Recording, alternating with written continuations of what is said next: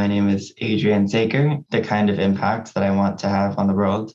Every day I'm busy from 7 a.m. to midnight or something.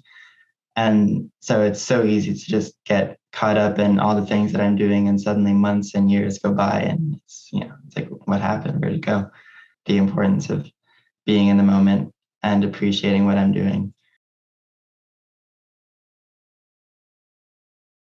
We will start with sharing a background about who Adrian is. My name is Adrian Sakr. I am a environmental engineering master's student right now at UF. I just graduated my undergraduate degree this past May, so spring of 2021, in environmental engineering from UF. I am currently, my research focus is ecological engineering. So I'm looking at ways to integrate ecological theory with applied engineering systems and have benefits for both anthropogenic and ecological systems through engineering projects. I'm on a PhD track, I suppose. So once I finish my master's degree next spring, I'll start on my PhD, and I'll probably do it at UF. So I'll be here for a few years yet. Very much, I'm still figuring out what exactly it is I want to do in terms of research and life in general. My driving motivator is to integrate both ecological and anthropological benefits in what I do. And it's been pretty hard to find that balance so far. So I'm still exploring and just trying to find my way. In terms of who I am, I suppose, besides academics, because that's a relatively small part of it, I think, I like to exercise a lot. I do a lot of running and biking and rock climbing and tennis and other things. And I also teach pottery at a pottery studio here at UF. So I do pottery pretty much every day as well.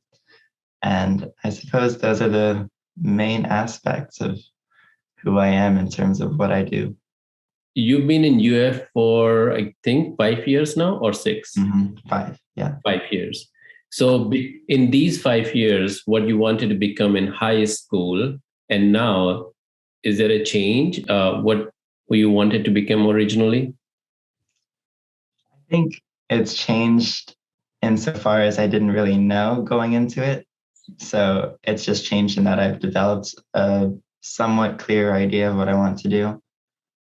When I started, so I guess if we're talking about what I want to do, it kind of is rooted back in high school, right? So first, before in high school, starting off, I wanted to be a marine biologist. That was my kind of childhood ambition. And then through high school, I guess that sort of got tempered by reality, and I kind of had to, reconsider a little bit, and I kind of didn't really know exactly what I wanted to do. And then I spoke with a friend of my mom's who's an environmental engineer, and I didn't even know what environmental engineering was before this. This was in maybe sophomore, junior year of high school.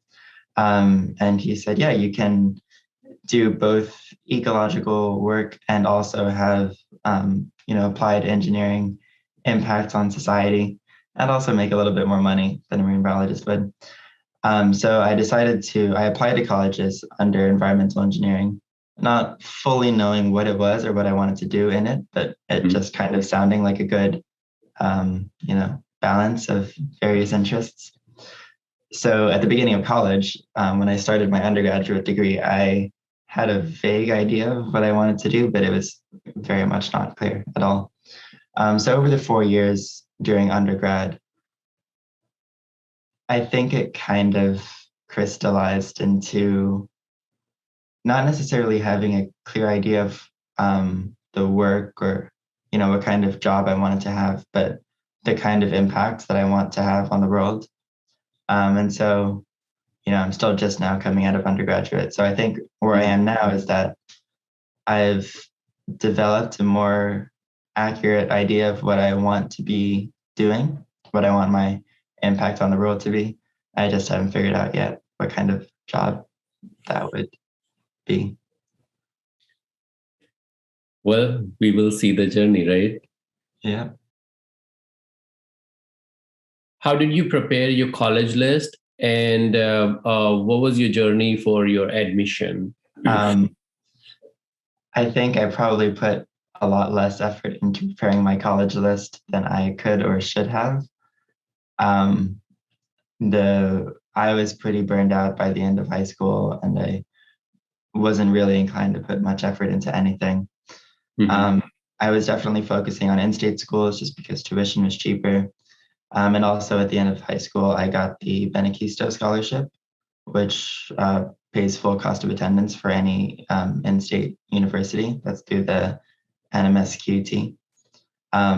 So that's kind of pretty much made my decision for me.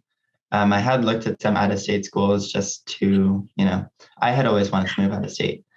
And so I thought it would be nice to go to California or the Northeast or something, or even internationally. And I looked at and applied to a few schools there. But I was only, I think, really seriously considering in-state schools for tuition reasons. And obviously this Benacquisto scholarship. So yeah, I applied to most in-state schools. Actually, maybe not that many. But once I got into UF, that pretty much sealed the deal for me. That you was the national scholar as well. Benacquisto scholarship covers 100% of your tuition as well as resident.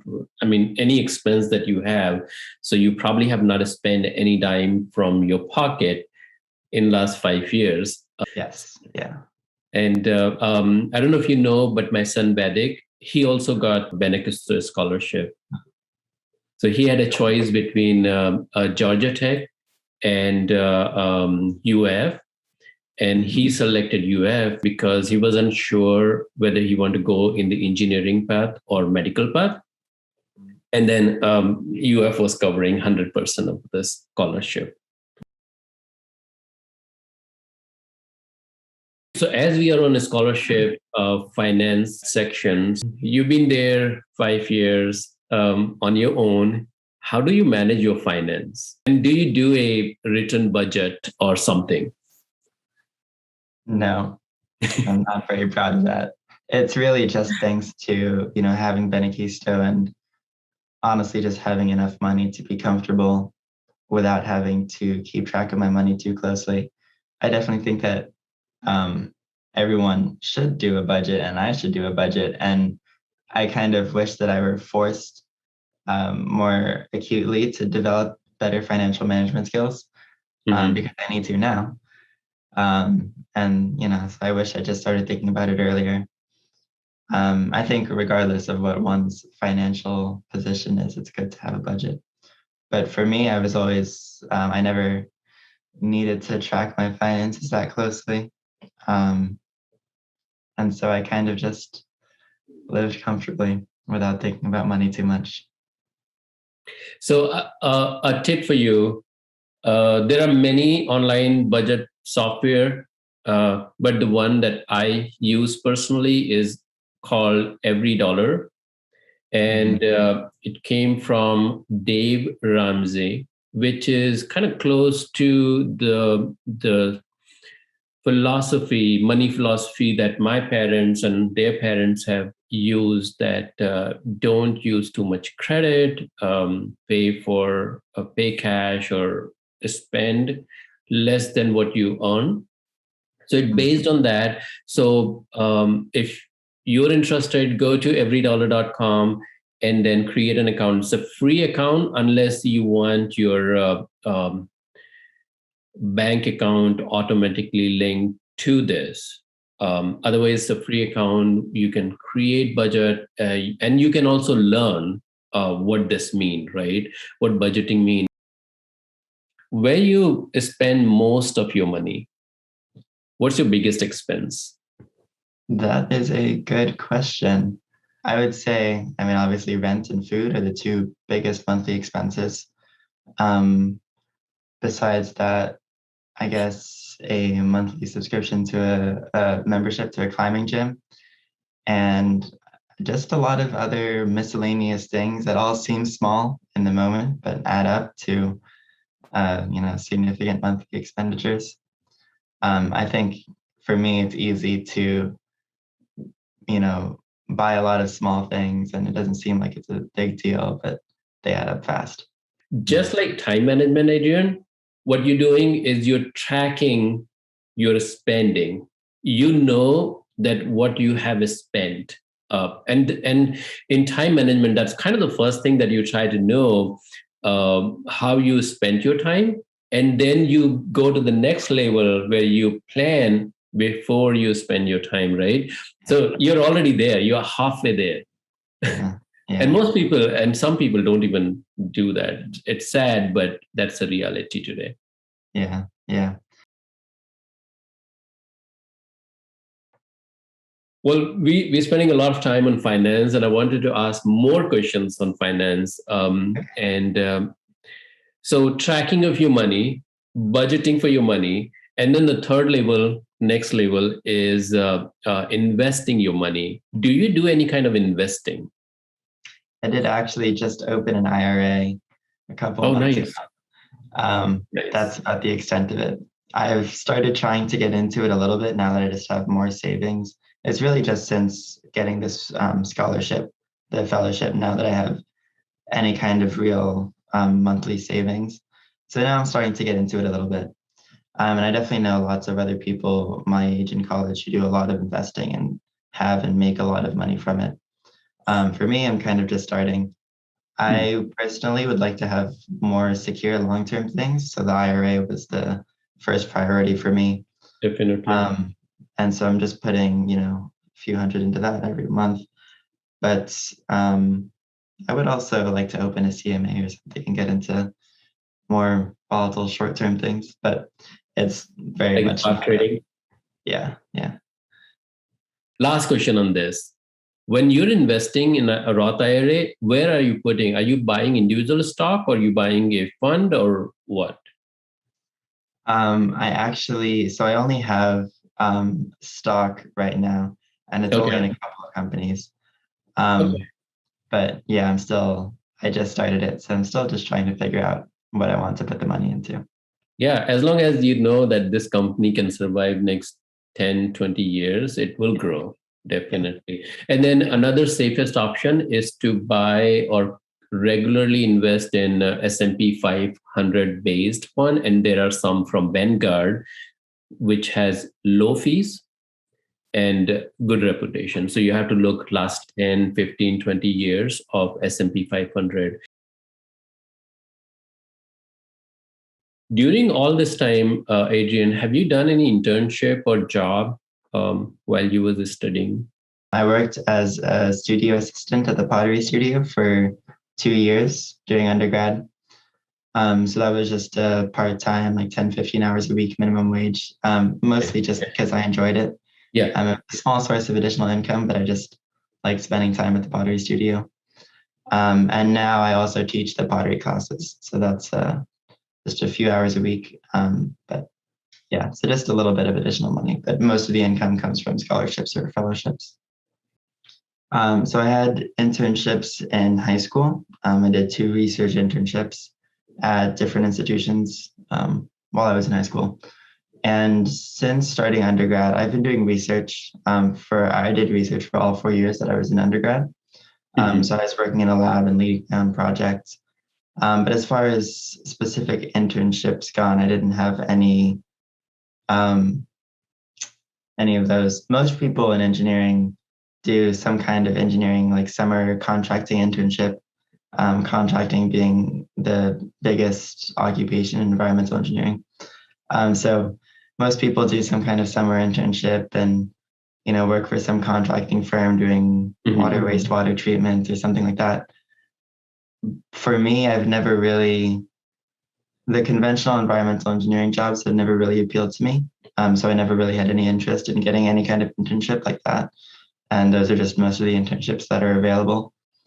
So I think for me, I haven't done any internships because the ones available didn't really align with what I want to do. And I'm still just trying to figure out what it is that I want to do. Okay. So changing the topic to time management, you have obviously a very busy schedule. You have college, bunch of classes, then you do research, and then many other things, right? So how do you manage your time? Um, my calendar is probably the most open website that I have, right now. Everything that I do, every like class or research time or social activity or anything gets put onto the calendar. I guess it's a combination of on like a weekly scale, I'll have everything in the calendar. And so I kind of just check every day and I see what I have for the whole week or for the next few days. And then just figure out, in between my obligations, what time I have to study or eat or do whatever I need to do. Um, and then on a daily scale, it's really more of just waking up in the morning, knowing what are the tasks that I have to achieve that day, and then just figuring out what time I have, what windows I have to do it. I guess it's really my time management is more short-term focused, really more on a day-by-day basis, kind of just trying to figure out, when I can do what in between classes and everything else each day. And, maybe what I'm going to do in the evening as far as climbing or watching a movie or something. But definitely, I think the calendar is the most important resource for me, just being able to see everything and have it. And I set, reminders for every event, like an hour or a day in advance, so I don't forget about anything. Mm-hmm. And that's really what keeps me functional. Are you using Google Calendar? Yeah. And then for your task list, are you using an application or a notebook? So the Canvas application, the UF e-learning portal, provides like summary lists of all of your assignments for the day. And that's usually most of what I'm doing each day is whatever, homework tasks I've got coming up. So that's the easiest way to see what I have to do. But besides that, no. Okay. Time management to your big goals and dreams. The dreams and big goals are 2 years, 5 years from now, right? How do you manage that? How do you identify what those are? That's a good question. I think so. I've been thinking a lot about this, especially the last 6 months since graduating, and now I'm trying to find my own personal path in grad school. So I think I kind of started off with some very vague parameters of what my goals and dreams are. I had some, vague idea that I want to incorporate ecology and engineering and social welfare into some kind of composite role that meets all three needs. And so that's, my ultimate, top kind of idea. And so everything else is built off of that. And so from that core, I kind of develop a little bit more detail and get a little bit more focus. And so the more I think about it and the more I talk to people and I do research work and I take my classes and I kind of get a better sense of how these three things work together and how they exist in the world, I kind of start to clarify, what kind of ecological work I want to do or what kind of social impact that I can have or what engineering systems exist to satisfy those. Mm-hmm. And so I guess my process of goal/dream identification starts with this kind of core. And where that comes from, I honestly can't say. I suppose the ecological aspect comes from a childhood interest in marine biology. And the engineering is just, liking math and physics and wanting to have an applied impact on the world. And the social just from, seeing issues in the world and wanting to help fix it. So I suppose I just start with this very fuzzy idea and kind of increase resolution as I go. And so in terms of applying that to my, current time management, I think especially lately with me trying to figure out, what kind of research work or anything I want to do, I start, and, that's been a spectacularly difficult process, just especially with this fellowship, and I can do whatever research I want. I have the whole, world of research essentially to pick from. And so I've been trying to kind of start with this core idea and kind of work backwards. So if I say, I want to do something like living shorelines, which is, the application of ecological systems to like coastal protection, wave attenuation, water clarification, stuff like that. I'll kind of say, okay, what do I have to do to get there? What is the previous step to implementing a full-scale living shoreline project? What kind of social benefits will that have? How can I learn more about what that is? And so I kind of just start with a really big thing and work backwards all the way down to, okay, what classes am I going to take this semester? Which research project do I want to do? What papers should I read today? And that's, it has varying levels of success depending on how motivated I am on a given day. But that's generally the idea, I think. That's amazing. Many people after 10, 15 years of job does not have this type of clarity that you have, Adrian. It hardly seems like clarity, but yeah, it definitely on a day-to-day basis feels confusing and overwhelming a lot of the time. Definitely. This happens to the people, I mean, that's my experience, who want to do a lot. That's when you feel this. And then the one solution for that is every day you pick up the top 3 things that you will finish. And just you finishing 1, 2, or all 3 of those will give you a tremendous boost in everything you're doing in your life. And I recently published a video I highly recommend you watching, because she specifically said we have to think in 10, 20 years duration. And many time we don't have that patience to kind of wait and work that long. So what are your big goals right now? I suppose finishing my master's degree is a moderately big goal, I guess. Uh-huh. Getting a PhD after that is a slightly larger goal.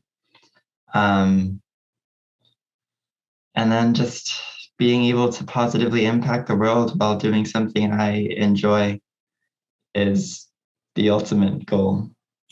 How about family? In terms of me having my own family? Yes. Yeah, I guess it's definitely something that exists in the back of my mind. Mm-hmm. I guess, yeah, it's something that I would like to have one day. But definitely not something that I think about or I think that I really need to think about at this point. But yeah, it will be nice eventually.